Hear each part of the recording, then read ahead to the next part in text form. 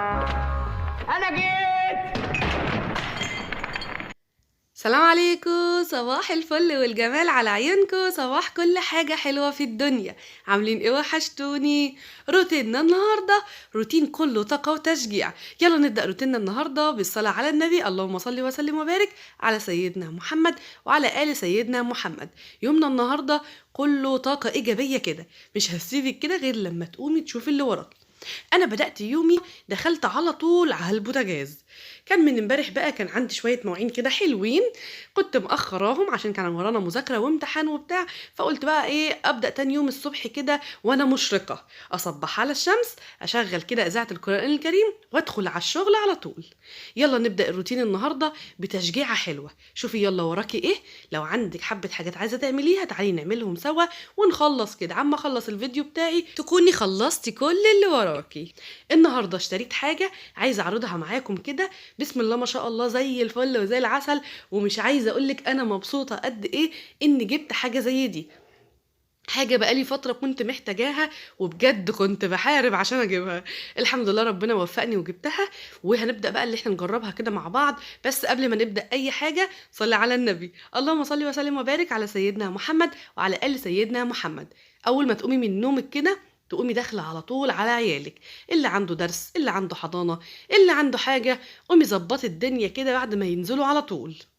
اول ما قمت كنت مطلعه لبن حطيته في اللبانه كده زي ما انت شايفه. هبدا بقى في اول اليوم خالص ابدا اللي انا اغليه. في الغالب لما ببقى مطلعه لبن وسايباه شويه بخاف يعني يمكن يروب، فبعمل ايه، باخد منه معلقه كده وابدا اللي انا احطها على عين البوتاجاز.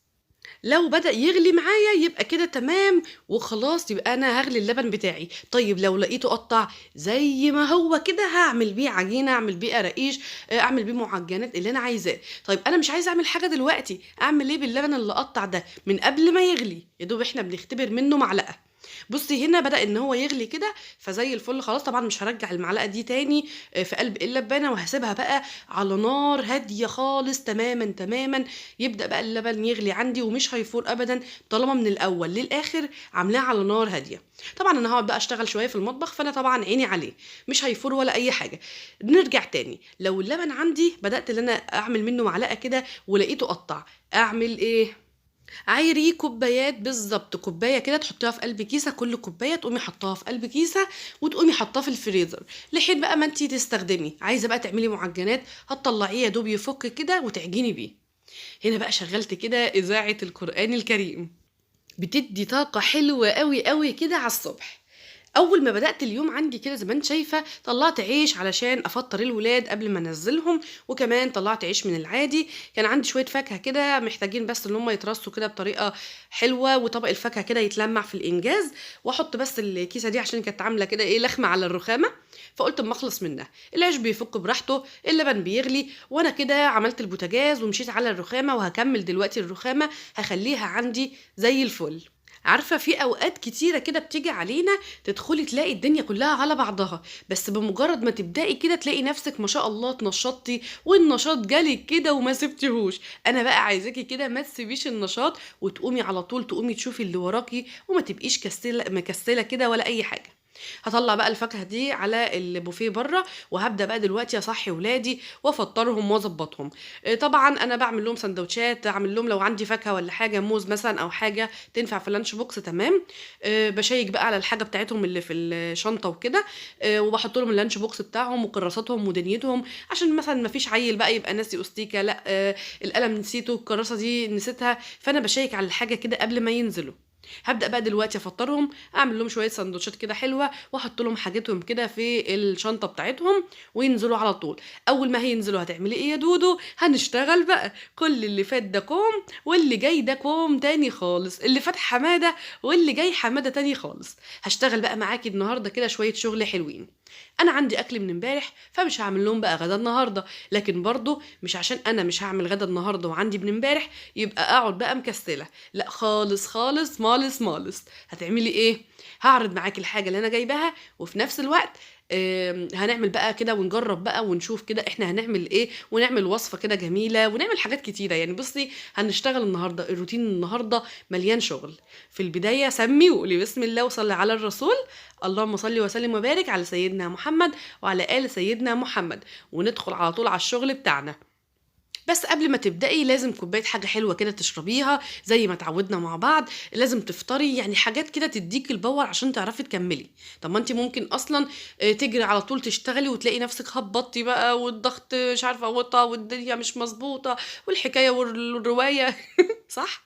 فلا احنا مش عايزين كل الكلام ده كله، عايزين نشتغل واحنا كده ايه، كويسين. يعني عايزين نشتغل واحنا فينا صحه. فقومي افطري، لو بتشوفيني من بدري كده قومي يلا اعملي لك سندوتش كده حلو ولا حاجه، اعملي لنفسك اي حاجه تحبيها. لو بتعملي دايت اي حاجه كده فيها بيض او شوفان او الكلام الحلو اللي بيشبع ده، اي حاجه فيها بروتين عالي.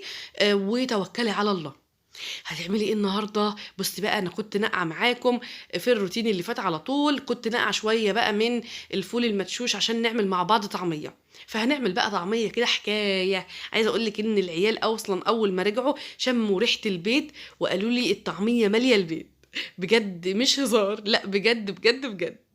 المهم انا خلاص انا نزلتهم كده والحمد لله. ندخل بقى على الشغل. كان عندي الكيسه الحلوه دي، كانت ماما بعتها لي حاجات للتموين، وكانت جايبه لي بقى كميه قلقاس كده حلوه كمان زياده على اللي انا كنت فرستهم معاكم من يومين. التموين للناس اللي ما تعرفش، ده الدولة يعني بتبقى مدعمة شوية منتجات على بطاقة معينة كده، وبتاخديها. طبعا الأسعار خرافية، يعني بعيدة كل البعد عن السوق أصلا. وبتوع التموين ما شاء الله ما شاء الله مش نصابين خالص خالص خالص يعني. طبعا إلا من رحم ربي. المهم فهنا طبعا القلقاس هركنه بقى، مش وقته النهارده خالص، ممكن اعمله بكره او بعده بالكتير. ومروان بقى صحه كمان، قلت بقى اما افطره كده واظبط له الدنيا برضو، وابدا اللي انا كمان افطر. ما كانش ليا نفس قوي لاني كنت شاربه بقى ميه اول ما قمت وبتاع، وقعدت دخلت على الشغل على طول، ما كانش ليا نفس قوي. فقلت برضو شويه كده افطر بقى انا وهو كده، ونعمل لنا كوبايه شاي ولا حاجه. انا حبيت بصراحه اعمل ينسون، حبيت اعمل كوبايه شاي بنعناع. حاجات من اللي هي ايه، يعني حاجه تدفي. انت فاهمه ازاي؟ مش مشروبات مثلا تخسيس، مش قهوه، مش حاجه فيها كافيين كده يعني. خلاص على ما نزلت اولادي بقى والكلام ده كله، كان اللبن بدأ ان هو يغلي عندي. وكده خلاص خلصت الرخامه، عينت الحاجه بقى بتاعه التموين دي في قلب الظرف عندي، والدقيق طبعا دخلته في التلاجة، وطلعت على اوضتهم شلت لهم بقى كل الفرش كده زي ما انتم شايفين، المخدات والخداديات والبطاطين، كل حاجه طلعتها كده بره تتشمس. النهارده الشمس جميله جميله جميله. طبعا بمجرد ما طلعت الحاجات دي فالاوضه خلاص بقت فاضيه، فهويت بقى الاوضه كده وفتحتها وعدلت السراير كده في الانجاز، ودخلت بقى على المطبخ عشان اكمل الشغل بتاعي. جبت ايه يا دودو؟ باركولي باركولي، جبت خلاص الكبه اللي نفسي فيها. طبعا انتوا عارفين ان انا كنت من فتره، من سنتين مثلا، كنت جايبه معاكم هاند بلندر بكبه زقننه كده. فالف حمد وشكر ليك يا رب. الحمد لله هي يعني باظت وكده فما عادش ليها استخدام. فللاسف الشديد في حاجات دلوقتي ما خلاص ما عادتش بتاعه العمر. انا كنت مفكره الحاجه اللي بتتجاب خلاص بقى دي بتاعه العمر. الحاجه بتبوظ فعلا، وفي شركات نصابه وفي شركات مش تمام.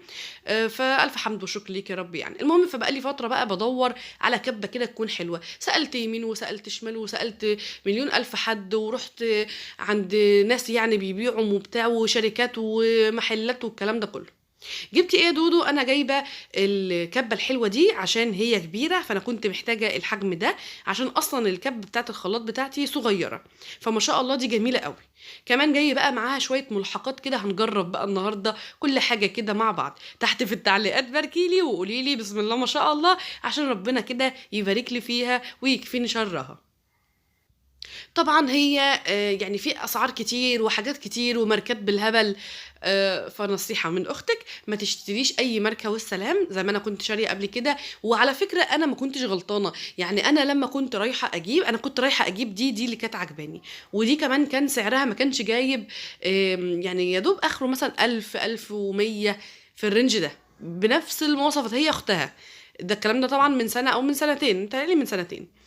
فطبعًا يعني الراجل بقى اللي كان موجود أو الولد اللي كان موجود يعني بياع وكده، لأ ده دي أحلى ومش عارف إيه، أصل اللي أنتِ طالباها مش موجودة والكلام ده كله. طبعًا هو عشان يمشّي المنتج اللي عنده للأسف باعه لي، وأنا يعني ما كنتش عارفة بجد في الماركة. وطبعًا أنا وأنا طالعة لقيته بينده عليَّ قال لي: "على فكرة الماركة اللي أنا باقول لِك عليها دي بتنافس كينود."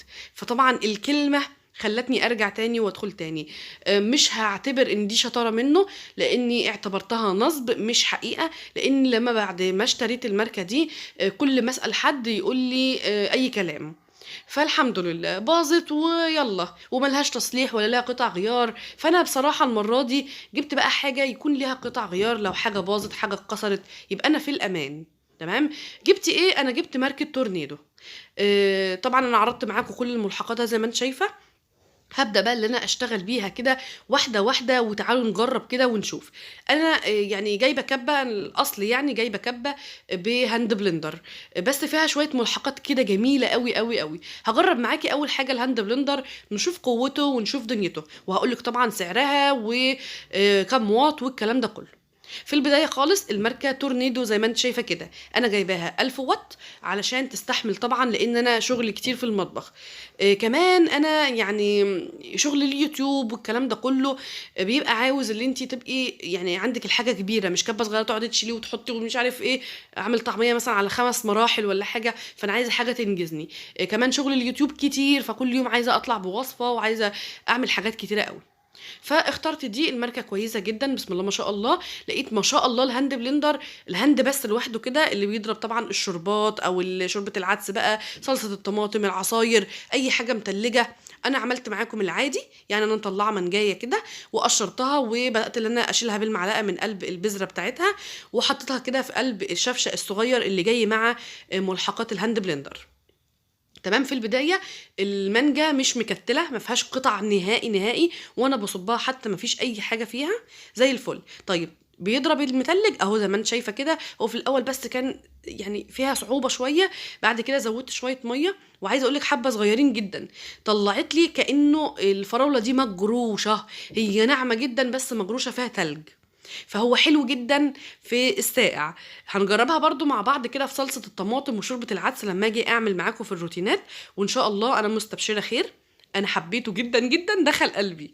يعني أول حاجة كده جرّبتها معاكم زي ما أنتم شايفين كده، دي فراولة متفرّزة يعني في الفريزر بالسُكّر بتاعها. بُصّي كإنه مجروش، بُصّي أصلًا عاملة إزاي. طبعًا إحنا هنا بقى بنزوّد مَيّة لإنه عصير. زوّدي بقى لبن براحتك، يبقى فراولة باللبن، زوّدي زبادي يبقى زبادو، براحتك اللي أنتِ عايزاه. تمام. لكن أول استخدام كده الهاند بلند ما شاء الله زي الفل وزي العسل. هابدأ اللي أنا بقى أصُب كده برضه في كوباية وأورّيكم هو فيه كُتل والّا لأ.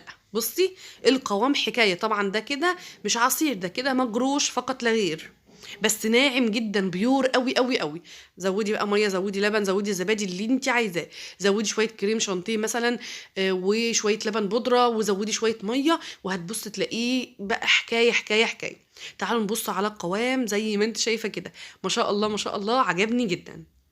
الكمية دي هاحطها بقى في أزايز كده واركنها على طول في قلب التلاجة كده. أديني جرّبت معاكم أول حاجة وهي الهاند بلندر، عملنا نوعين من العصير، نوع متلج ونوع عادي. يعني المانجاية اللي أنا كنت مطلّعاها من الفريزر كانت فكة تمامًا، انضربت وما فيهاش كُتل ولا فيها أي حاجة زي ما أنتِ شايفة كده. ندخل على الملحق التاني. أول حاجة الكبة عاجباني جدًا، جدًا، جدًا، ما شاء الله حجمها مناسب، أنا كنت محتاجة الحجم ده. أول حاجة هاجرّبها معاكم في الكبة، هي جاية معاها ملحقات زي ما اتفقنا. أول حاجة هي مبشرة للجزر، وعايزة أقول لِك أنا يعني أنا وأنا باشتريها أنا إيه، أنا أنا وأنا باشتري الكبة عجبتني بقى أوي إن فيها بتاعة الجزر دي. ساعات كده بتهِف علينا نجيب بقى جزر كده في الشتا وهو بقى رخيص والكلام ده، لإن ساعات بيبقى متوفّر في الصيف لكن غالي. فبنبقى محتاجين لإيه، بنبقى محتاجين للسلطة، بنبقى محتاجين للشوربة، بنبقى محتاجين لل آمم مثلًا للمربى، فالجزر برضه لا غنى عنه. فبدأت بقى اللي أنا أنزّل واحدة ورا التانية كده زي ما أنتِ شايفة كده، ما شاء الله، ما شاء الله. هاورّيكِ البشر عامل إزاي، واحدة ورا التانية مش هتلاقي يعني حاجة فيها صعوبة ولا أي حاجة. كمان مش مش هتكتل منك ولا اي حاجه، مش حتى القطع الصغيره اللي اتبقت في الاخر اتفرمت برضو كلها واتبشرت وبقت جميله جدا جدا. القطعتين دول بصي بتك عليهم كده بالملحق اللي جاي مع الكبه زي ما انت شايفه كده، ده ملحق وفيه كمان ملحق اضيق منه شويه. تمام. الهاند بلندر عشان يركب لازم تتكي على الزرار من الجنب وتلفيه نص لفه كده اهو زي ما انت شايفه. تعالي ما نشوف البشر عامل ايه. ما شاء الله ما شاء الله، حلو جدا جدا جدا. انا قلت اما ابشر لي 3 جزرات كده ولا 4 واشوف الدنيا، لقيته ما شاء الله بشر الجزر حلو خالص خالص. انا يوم ما هقول يا مربى هقوم عامله فيها تك تك وعلى طول هعمل المربى. طبعا المبشره اليدويه حلوه وكل حاجه، لكن لو انت عايزه تعملي كميه دي بقى اللي فيها صعوبه. وانتوا عارفين في التفريزات ساعات طبعا، او يعني في الغالب بنبقى جايبين جزر مقطعينه مكعبات، مقطعينه مثلا المكعبات ده مثلا للبسله لشوربه الخضار، اللي هي اللي هو في الصواني ده اسمه ايه، التورلي. تمام. ده مثلا المكعبات. ممكن الدواير ممكن في شوربه العدس ندخلها عادي برضو مع اي خضار، لكن مش مع البسله اكيد. والباقي بقى الاستخدام الثالث هو لمين؟ للمبشره. فالمبشره بجد عجبتني، السلاح بيركب بكل سهوله. تعالوا نجرب مع بعض كده ونعمل بقى بطاطس شيبسي ونجرب كده ونشوف هتطلعها ازاي. بس صليتي على النبي، اللهم صل وسلم وبارك على سيدنا محمد وعلى ال سيدنا محمد. تركيبها سهل، بتتكي على الجزئين الفضي دول، وبعد كده بتركبي الهاند بلندر والجزء الفضي بتنزليه لتحت، وبعد كده بتلفيه داير كده، يعني بيلف لفه كده. بصي ما شاء الله بتنزل وحلوه جدا. بصي يعني انت بتنقي البطاطس اللي تبقى داخله من قلب الفتحه دي. المهم هو طلع البطاطس الشيبسي حلوه وكل حاجه، لكن فيها فرفته كتير برضو للأمانة عشان تبقي عارفة. فيها فرفتة. بمعنى ايه فيها فرفتة؟ بمعنى مش كل مثلا لما بنعمل على اليدوية بتبقى مثلا ايه الواحدة بوحدتها، تمام، بطاطسايه ببطاطسايتها، فاهماني ازاي؟ فاهماني ازاي؟ لكن دي حسيت ان هي يعني بصي في اجزاء مقطوعه منها، في اجزاء طلعت سليمه وزي الفل. ثانية هوضح لك دلوقتي. في اجزاء من الشيبسي طلعت سليمه وكبيره وحلوه كانك عاملاها على ايدك، وفي اجزاء مقطوع منها، ده بس اللي ضايقني فيها. لكن كاول استخدام زي الفل وزي العسل. حتتت مني شويه، ممكن مش عارفه عشان اول استخدام، بس اعتقد المره الجايه ممكن اظبط الدنيا. لكن بصي في واحده كامله مثلا، في كذا واحده بتبقى كامله كده، وفي كام واحده بقى متدغدغه مكسره شويه. طبعا انا بادئه معاكي بقى بالبوتاجاز، فمش عايزه ان انا بهدل الدنيا، لكن برضو البطاطس دي تعالوا نجربها كده ونشوف. لو عايزه تعملي شيبسي في البيت هتعملي ايه؟ اول حاجه بعد ما تقطعي البطاطس شيبسي بتقومي عاملاها كده نقعاها في حبه ميه صغيرين وفيهم شويه خل، عشان طبعا ايه يعني تنفخ معاكي وتبقى مقرمشه. في ناس بيزودوا بقى توابل، زي ممكن عايزه بالشطه يبقى تعصري ليمونه وتعصري مثلا شويه شطه، تعصري شطه ايه، تحطي شويه شطه طعم مثلا للجبنه، طعم كباب، مش عارف ايه. كل ده انا بحب احطه في الاخر مش في الميه بتاعت النقع. انا مش بنقعه كتير، يا دوب انا بشطفه وبقوم بقى واخده كده واحده واحده، وبقوم حطاها على فوطه من المطبخ وبنشفها كويس جدا، وببدا ان انا احمرها كل واحده لوحدها. ما ينفعش تاخدي كبشه من البطاطس دي وتقومي عاملاها زي ما احنا بنعمل البطاطس المحمره. هو بقى لازم كده، يعني هنعمل ايه؟ لازم واحده واحده وتكون ناشفه. ممكن تحطي شويه بيكنج باودر مع حبه الخل عشان تنفشها اكتر، بس انا عن نفسي عجبتني ومروان عجبته جدا. يمكن في بطاطس منها مش كامله محتتها شويه او مقطوع منها زي ما انت شايفه كده، بس في بطاطس كانت فيها كامله. مش عارفه، بس هي برضه عجبتني يعني. يمكن الجزر عجبتني اكتر من البطاطس، بس انا هحمر بقى حبه البطاطس اللي انا عملتهم دلوقتي شيبسي واديهم بقى لمروان بقى ياخد شويه، ولما اخواته يرجعوا يبقوا ياخدوا بقى بقيتها. بجد كان طعمها حلو جدا، وانا كمان حطيت له في الاخر طعم الجبنه، فادى بقى للبطاطس دي طعم حلو قوي قوي قوي. هحمر طبعا كل الكميه كده زي ما انت شايفه، مش هسيبها بقى.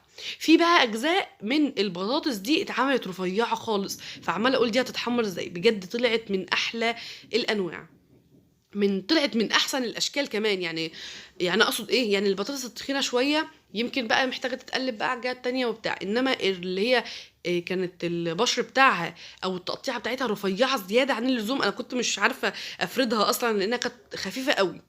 لكن لما جيت اعملها ما شاء الله ما شاء الله ما شاء الله طلعت احلى من المدملكه. هوريكي طبعا دلوقتي منظر بقى الشيبس كده بعد ما عملته، وهرش عليه شويه زي ما اتفقنا من اي توابل عندك، اي توابل من عند العطار. بصي بقى الشيبسي تحفه. يمكن في كام واحده مدغدغه زي ما احنا اتفقنا، بس في والله كان كامل يعني. في الاول وفي الاخر برضو عجبتني، ومقرمش جدا جدا جدا، والبطاطس زي الفل وزي العسل. عملت الحبه دول وسبت شويه حبه كده علشان لما الولاد يرجعوا احمر لهم حبه كمان على ما اعمل لهم بقى شويه طعميه. فمروان بقى قعد يقول لي لا انا دوق، قلت له دوق، فعجبه جدا جدا. وده المهم، اللي احنا نعمل الحاجه وتعجب العيال، صح ولا لا؟ حطي لايك بقى، حطي لايك ينوبك ثواب. المهم، تعالوا بقى نعمل اخر حاجه معايا النهارده، وهي الطعميه الجباره. هتعملي ايه يا دودو؟ هنعمل طعميه. هنعمل ايه؟ ما احنا لازم بقى نجرب الكبه. كمان تاني يوم بقى هعملها معاكم، يعني اعمل معاكم محشي والكلام ده كله. برضو هنستخدم الكبه ونشوف فرم البصل فيها عامل ايه. هنا انا جبت بصلتين لانهم متوسطتين المهم، ومكعب من الثوم، وحزمه من الكزبره الخضراء زي ما انت شايفه كده. وهبدا اقلب كله في بعضه، وهبدا بقى اللي انا افرمها. في البدايه ما ينفعش ان احنا اي حاجه حتى لو كبيره، لو كبه كبيره ما ينفعش طبعا نحط كميه كبيره في الكبه. فانا هستخدم حبه حبه، يعني هحط حبه في الكبه. وانا في الغالب بحط على كميه الطعميه دي كلها نص كيلو الفول مدشوش بالحزمه بتاعه الخضره. انا مش بقعدش بحط ولا بقدونس ولا شبت ولا الكلام ده لانه بيغمقها شويه. بالثوم بالبصل كل الكلام ده كله بحط له مع الكبه كوبايه واحده بس من الميه، مش بزود، عشان يفرمها لي حلو. طبعا الجزر ده هقوم بقى حاطاه كده في الفريزر يبقى عندي لو عوزت اي حاجه فيها بشر، سلطه بقى، اي حاجه ان شاء الله، جرنشه حتى على طبق كفته، يعني هيبقى موجود. هبدأ بقى أجرب معاكم كده عمايل الطعمية الجبارة، بجد من أحلى الحاجات اللي بحبها في البيت. ليها طعم مميز، ومتكلفة كده، تحس إن بتاعت بره دي ما فيهاش خير. يعني أنا حالا في الوقت الحالي الاتنين بجنيه، فلا اعملها في البيت أحسن. لو الفول مدشوش حتى غالي شوية، لكن والله نظافة البيت، نظافة البيت، واتكي بقى على نظافة البيت دي. هنا بقى هبدأ أفرم الكمية زي ما انت شايفة كده. الكمية اللي أنا حطيتها دي يا دوب يعني مثلا على قد الكبة القديمة اللي هي الصغيرة. هزود لها شويه ميه، وهبدا ازود عليها من فوق كده زي ما انت شايفه شويه من الفول برضو المدشوش بالخضار والكلام ده كله. هي ما شاء الله الطعميه عملتها لي على مرتين، وده بقى اللي انا كنت عايزاه. يعني اللي انا اعمل الحاجه ما تاخدش بقى مني وقت، واقعد اصفي واقعد اعمل وانيل معلش بقى عشان في دق جنبنا عشان بيبنوا. المهم، هبدأ بس ازود حبة بحبة كده على برضو نفس كمية المية، مش هزود مية. ولما اخلص الكمية دي هنقلها في طبق، وابدأ اخد منها شوية واضرب معاهم شوية من الفول الصحي طبعا، لحد بقى ما كله كده يندمج. انا بصراحة مش مكترة خضرة، انا مش عايزاها باللون القاتم قوي. وخدي بالك ان الطعمية ليها سرين. اول حاجة الخضرة كتير بتخليها تشرب زيت كتير قوي زيادة عن اللزوم في قلب الزيت. والسر التاني ان انتي لما بتغمقي لونها قوي، اعملي حساب ان في توابل بتتحط، فالتوابل لما بتيجي تتحط عليها بتغمقها سيكه. فانا مش عايزاها تغمقي مني زياده عن اللزوم. انا حبيت اللون وما حبيتش اغمق عن كده. وكان عندي خضره لكن ما حبيتش ان انا اغمق بصراحه عن كده. هسيب بقى شويه كده من الطعميه نفسها وهي مضروبه بقى بدنيتها يعني. وهزود عليها شويه، وفي الاخر احط بقى الكميه دول عليهم. انا مش هكتر زي ما بقولك على الكبه. وبرده نفس كوبايه الميه. في اوقات باجي اعمل الطعميه الاقي الخضره يعني زادت شويه. بصراحه لونها بيبقى حلو، لكن للاسف لما بتيجي تحمريها بتبقى شاربه كميه زيت رهيبه. تعالوا بقى نشوف، انا خلصتها خلاص. بجد حلوه جدا، عجبتني لونها وطعمها وريحتها وكل حاجه. انا قبل ما بفرزها بحط عليها توابلها وحاجتها ودنيتها. انت ممكن ما تحطيش براحتك، دي بقى حريه شخصيه. لكن ساعات بقى ما عنديش كزبره، ما عنديش سمسم، اصل الملح خلص مش بيحصل. لكن انا هحط بقى التوابل طالما عندي. هبدا ان انا احط عليها الكميه على الكميه كلها توابلها. الكيس اللي يطلع يا دوب يفك، واحط عليه شويه سمسم وخلاص على كده. بحط ايه بقى على الطعميه؟ هقول لك يا ستي. اول حاجه بحطها ملح، 4 معالق كده صغيرين من الملح. حبه كبار كده قصدي، او معلقتين من الكزبره الناشفه زيهم من الكمون. وبحط شويه كده حاجه بسيطه من ال7 بهارات او بهارات اللحمه، بتدي ريحه حلوه قوي قوي قوي قوي. وسيكه صغيره كده من الكربونات او البيكنج باودر. بصي بقى اللون طبعا كان ايه، ودلوقتي اللون بقى ايه. طيب انا بعملها كده يا دعاء وبتفك مني في الزيت، لان انت ما عملتيش اهم خطوه، الضرب. بصي بقى الضربه اللي انا بعملها دي، معلقه خشب او معلقه عاديه، ويفضل خشب.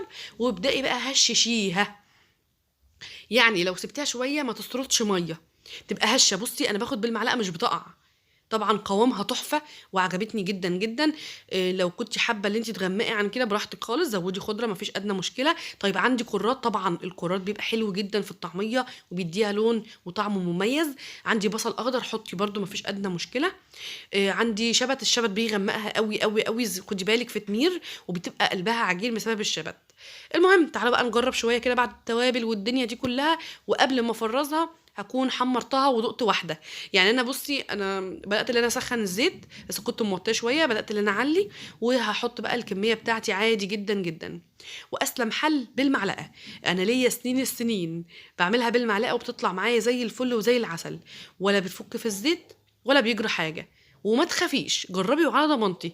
اعتقد بقى احنا عملنا مع بعض وصفات بالهبل، والحمد لله مفيش حد دخل اشتكى مثلا وقال لا وصفه باظت او حاجه باظت. ولو يا ستي حاجة باظت فبيبقى مثلا لنوع دقيق معين، لخلل في حاجة معينة، في استبدلتي حاجة مكان حاجة. لكن ما شاء الله ما شاء الله أنا بعمل الحاجة من أول استخدام ومن أول مرة بجربها بتطلع معايا زي الفل وزي القمر وزي العسل. فجربي ما تقلقيش وما تخافيش. طبعا أنا مش عندي كبة وعايزة أعمل الطعمية دي في الخلاط، طبعا ممكن تعمليها في الخلاط، لكن لازم للأسف لازم تصفيها كويس جدا وتهششيها بالمعلقة. هنا بقى اول واحده طلعت معايا، دقت طعمها لقيت الملح ما شاء الله مظبوط، توابلها حلوه جدا جدا جدا. هبدا بقى اللي انا اقسمها كده في اكياس. انا كل مره بعملها معاكم يعني بعمل مثلا ايه كام واحده كده، 5 6 وحدات طعميه بدوقهم بس انا والعيال كده، والباقي بعمله مثلا على 5 6 اكياس. المره دي بقى لا، قلت اعملهم على 4 اكياس يبقى الكيسه حلوه كبيره محترمه، تبقى بقى على فطار على عشاء للولاد يعني براحتي اللي انا عايزاه. فقسمتهم تجيبوا معايا على 4 اكياس. طبعا ممكن تعملي اكتر عدد انت حباه، ده على حسب بقى انتوا كام واحد في الاسره، على حسب مين بيحب الطعميه، وعلى عشان احنا كلنا بنعشقها. فصراحه صراحه يعني انا كترت شويه في الكيسه. باعمل إيه، بابطّطها كده علشان تبقى لمّا آجي أفُكّها معايا أو أطلّعها من الفريزر تفُك بكل سهولة. ممكن أكسر نُصّها لو أنا حابة، براحتي خالص. فطبعًا لازم أطلّع منها الهوا كويس جدًا، جدًا، وأفردها بالشكل اللي أنتِ شايفاه ده. وباحُط بقى في الفريزر عِكس عكاس. خدتينا في دوكة، الكَبّة عاملة إيه ودنيتها؟ بصراحة طلعت معايا زي الفل وزي العسل. سعرها كان كام؟ سعرها كان عامل 1765 جنيه. يمكن هي غِلِت، أكيد غِلِت في الهوجة بقى اللي عدّت دي، بس بصراحة هي تستاهل. كل ما أروح أسأل عليها ألاقيها بتغلى، بتغلى، بتغلى، فمن 1100 ل1765، فبجد كانت غِلَت أوي، فكنت أنا محتاجاها. فالحمد لله ربنا بقى قدّر يعني، وألف حمد وشكر ليك يا رب وجبتها. أتمنى فيديو النهارده يكون عجبكم. أنا هاعمل الساندوتش القمر ده كفطار ليّا لإني ما كنتش بقى فطرت، وأشوفكم خير إن شاء الله في فيديو جديد قريبًا جدًا، ومع ألف مليون سلامة، هتوحشوني.